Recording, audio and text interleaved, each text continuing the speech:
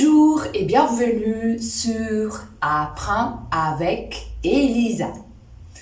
Dans la vidéo d'aujourd'hui, je vais vous parler du bâtiment numéro 2 qui est situé, petit rappel, au numéro 166 dans la rue La Grammaire s'apprend un contexte. Là-bas habitent tous les éléments qui composent la grammaire française. Alors, au bâtiment numéro 2, il y a la famille, il y a le groupe, le clan des déterminants. Et il y a un groupe de déterminants un peu spécial. Il s'appelle Monsieur les partitifs. Monsieur les partitifs ont un caractère très optimiste. Ils sont toujours contents et de bonne humeur. Ils détestent, ils n'aiment pas les gens pessimistes. Et alors, ils détestent, madame, la phrase négative. Ils aiment leur reine. Mais ils aiment leur reine quand elle est, madame, la phrase affirmative. Et monsieur les déterminants partitifs ont un super pouvoir. Et c'est qu'ils ont un visible qu'on ne le voit pas quand ils sont dans le quartier de la grammaire, mais pas dans le quartier de la grammaire française. Attention, la classe. Ils ont le super pouvoir d'être invisibles, de ne pas pouvoir être vus quand ils passent, quand ils marchent et qu'ils vont au quartier de la grammaire espagnole. Et alors là-bas, dans le quartier de la grammaire espagnole, nous ne pouvons pas, je ne peux pas, toi, tu ne peux pas les voir. Alors, avant de vous le présenter, je vais vous poser quelques questions. Monsieur les déterminants partitifs, ils accompagnent des noms ou ils n'accompagnent personne? Oui, ils accompagnent des noms. Ils habitent le quartier de la grammaire?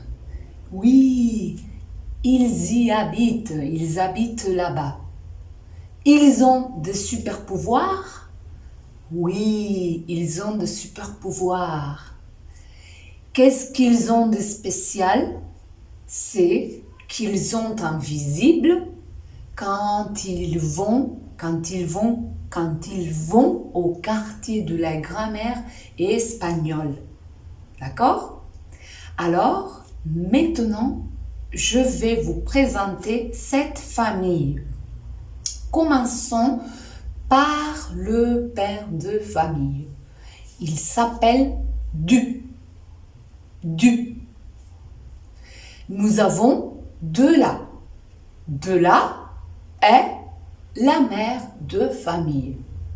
Dela s'appelle Dela peut s'apostropher si jamais elle accompagne un nom qui commence par voyelle ou par un H muet. Et nous avons D-E-S, qui sont leurs enfants. Un petit problème avec la famille des partitifs, c'est, comme je vous disais avant, qu'ils sont un peu spéciaux. Ils sont un peu spéciaux parce qu'ils n'aiment pas, ils ne vont pas, ils n'accompagnent pas, ils ne vont pas avec tous les noms. Non. Ils détestent accompagner n'importe quel nom. Ils accompagnent, ils sortent seulement pour aller avec les noms que je ne peux pas compter. Et les noms que je ne peux pas compter, ça s'appelle les noms indénombrables. Ils aiment sortir avec certains verbes comme faire. Moi, je fais de la danse. Moi, je fais de la danse. Et toi, tu fais de la danse? Ah, d'accord. Tu fais de la natation. Moi aussi, je fais de la natation, d'accord? Et elle fait du judo. Elle fait du judo. Attention. Moi, je fais du vélo. Moi, je fais du vélo. D'accord?